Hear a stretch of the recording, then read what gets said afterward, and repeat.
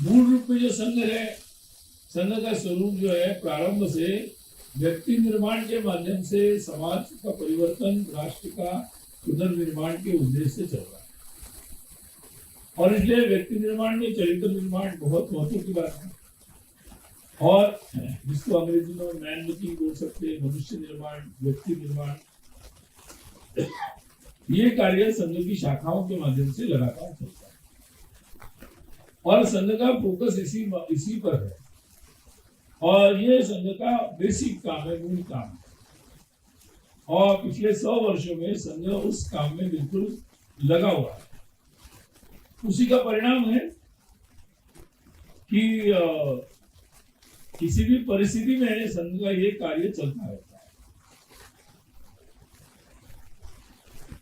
संघ के संस्थापक जो डॉक्टर जी थे, उन्होंने यही सोचा था कि समाज में अगर ऐसा काम होना है, समाज में वैसा परिवर्तन होना है, तो देश की जो समस्या है वो केवल विदेशी शासन नहीं है या केवल राजनीतिक समस्या नहीं है।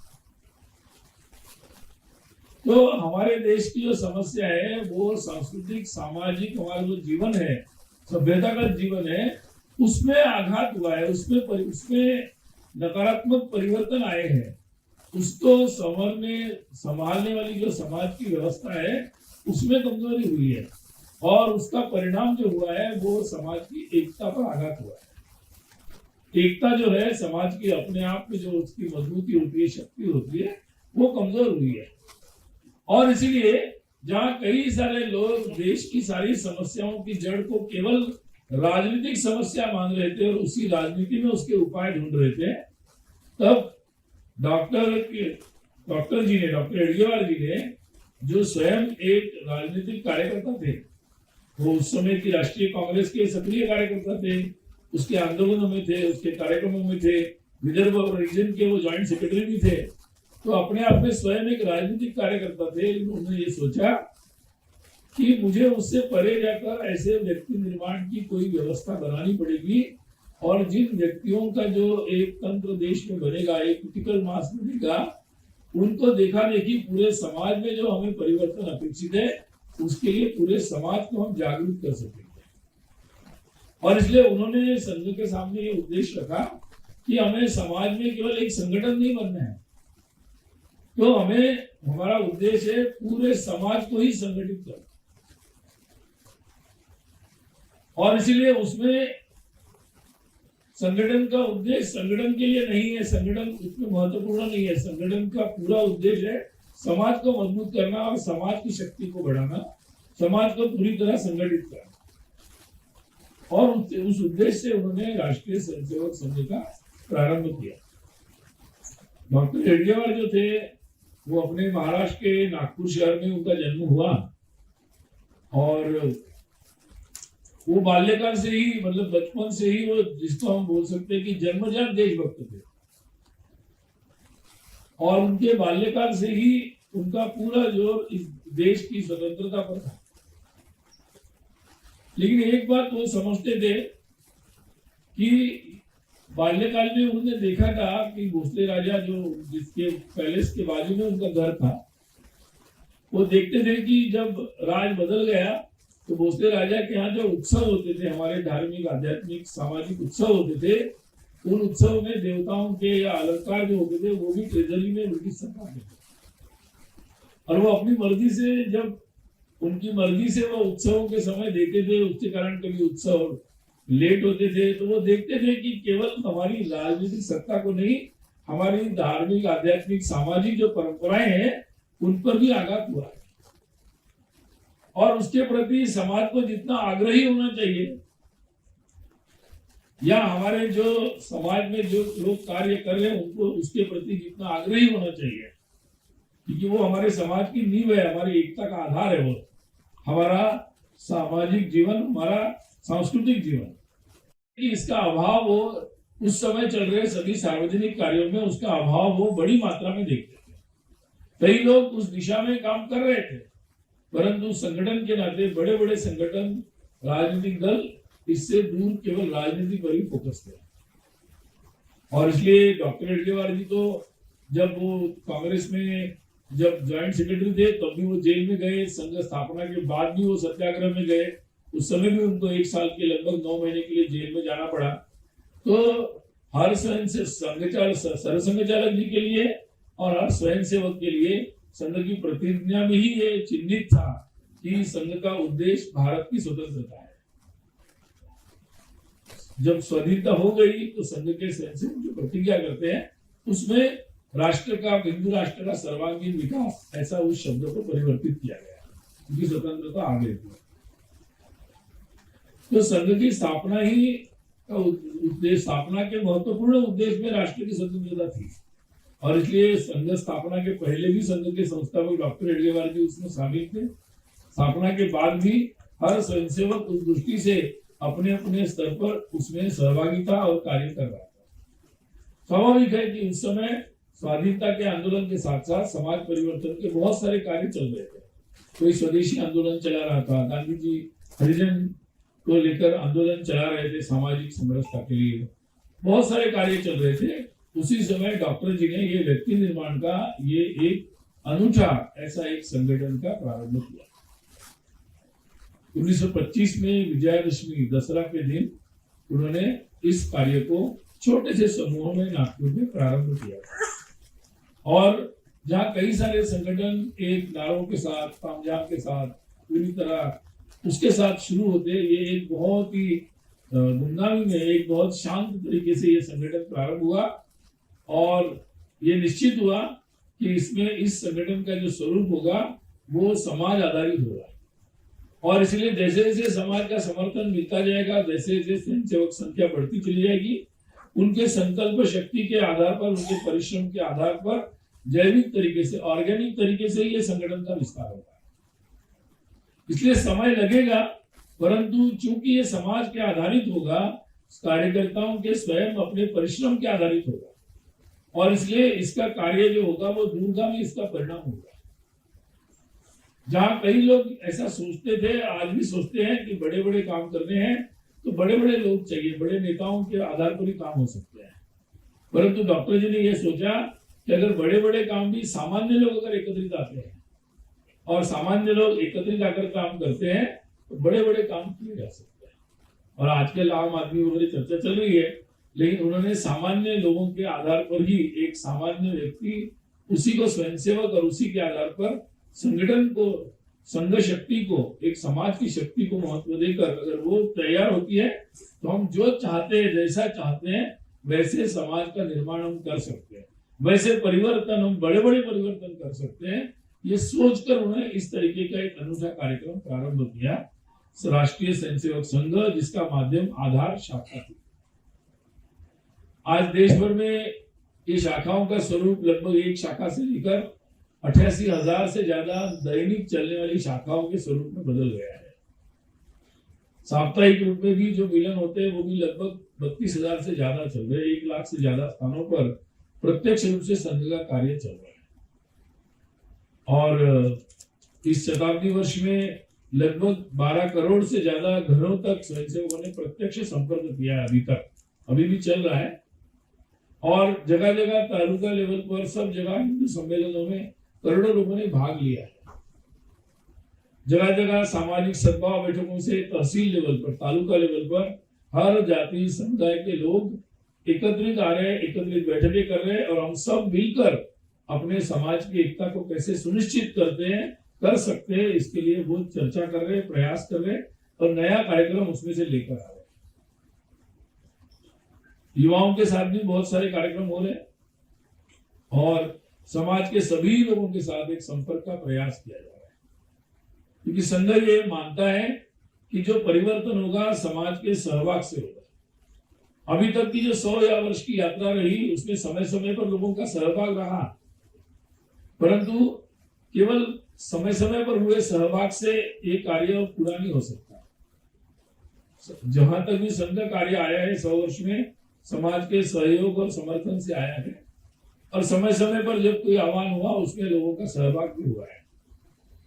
परंतु अब आने वाले समय में जो परिवर्तन होना है उस परिवर्तन में समाज के लगातार एक सहभाग की अपेक्षा है और उसके बिना वो व्यापक परिवर्तन संभव ही नहीं होता। और उस दृष्टि से समाज के सभी संस्थाएं, सभी लोग, सभी समूह, सभी के पास हम जाने का प्रयास कर रहे हैं और उसमें आने वाले समय में समाज के सामने जो विषय है उन पर हम सब मिलकर क्या कार्य कर सकते हैं इसकी चर्चा करने का प्रयास भी कर रहे हैं। इसमें भी बाधाएं बहुत आई।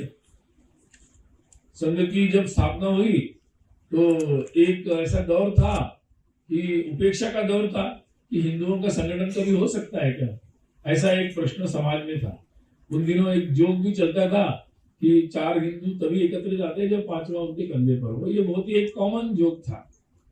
परंतु उस परिस्थिति में डॉक्टर हेडगेवार जी ने कहा कि नहीं, ये संभव है और हम इसको करेंगे। आज 100 वर्ष पर हम मुड़ के देखते तो ध्यान में आता है कि जो डॉक्टर जी ने सोचा था और उसके अनुसार हिंदू संगठित हो सकता है, उसका एक वास्तविक स्वरूप बन सकता है और हिंदू समाज जैसा चाहता है वैसे परिवर्तन समाज में ला सकता है। अपने समाज में जो कमियां हैं, जो बुराइयां आई हैं, उनको दूर करने के लिए भी हिंदू समाज स्वयं होकर प्रयास कर सकता है और इसी उद्देश्य को लेकर संघ का कार्य चलता रहा। फिर हमें याद ही है कि संघ की शायद शक्ति उतनी बड़ी नहीं थी और इस कारण से संघ का तो विरोध था संघ देश के विभाजन के लिए, परंतु शायद देश के विभाजन को संघ की उतनी शक्ति नहीं थी कि देश के विभाजन को रोक पाए।